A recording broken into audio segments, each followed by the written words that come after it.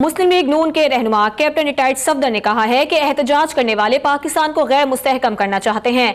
ताहिरुल कादरी का अपना कोई जाती एजेंडा नहीं, उनका मुस्तकबिल अब दूसरे मुल्क के साथ है। उन्होंने ये भी कहा कि कतार वहीं से शुरू होगी जहां नवाज शरीफ कदम रखेंगे। परवेज रशीद कहते हैं कि चौधरी निसार के बयान से उनके मुनाफिकत का अंदाजा लगाया जा सकता है। मरियम औरंगजेब बोली, सी पैक बन रहा था तो 2 सियासी कजन कंटेनर बना रहे थे, अब 3 सियासी कजन नामालूम नजूमियों की APC टीम का हिस्सा बन गए हैं। इसी हवाले से आपको रिपोर्ट दिखाते हैं।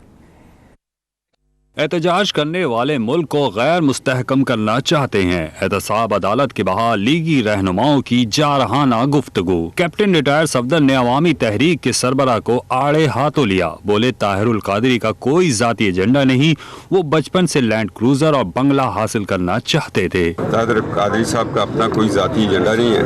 उनका जिंदगी में एक ही एजेंडा था कि वो तालिब इल्मी के दौर से ये चाह रहे थे उनके पास एक बड़ी लैंड क्रूजर हो, उनका एक बड़ा बंगला हो, उनका एक नाम हो।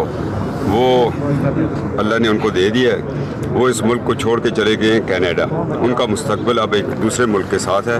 वो यहाँ के लोगों पर और मसलक अहले सुन्नत पर रहम करें। साबिक वजीर इत्तलात परवेज रशीद ने अपनी तोपों का रुख चौधरी निसार की तरफ किए रखा। परवेज रशीद ने कहा कि चौधरी निसार बयान देने से पहले कहते हैं कि मैं बयान नहीं देना चाहता। मुनाफिकत का अंदाजा इसी बात से लगाया जा सकता है। वो बयान शुरू जहाँ से हुआ था तो वो बयान देना पसंद नहीं करते, इससे उनकी मुनाफिकत का अंदाजा लगा। वजीर मुल्क मरियम औरंगजेब ने भी सियासी मुखालफीन को तनकीद का निशाना बनाया। कहा, सी पैक बन रहा था तो 2 सियासी कजन कंटेनर्स बना रहे थे, अब 3 सियासी कजन नामालूम नजूमियों की APC टीम बन रहे हैं।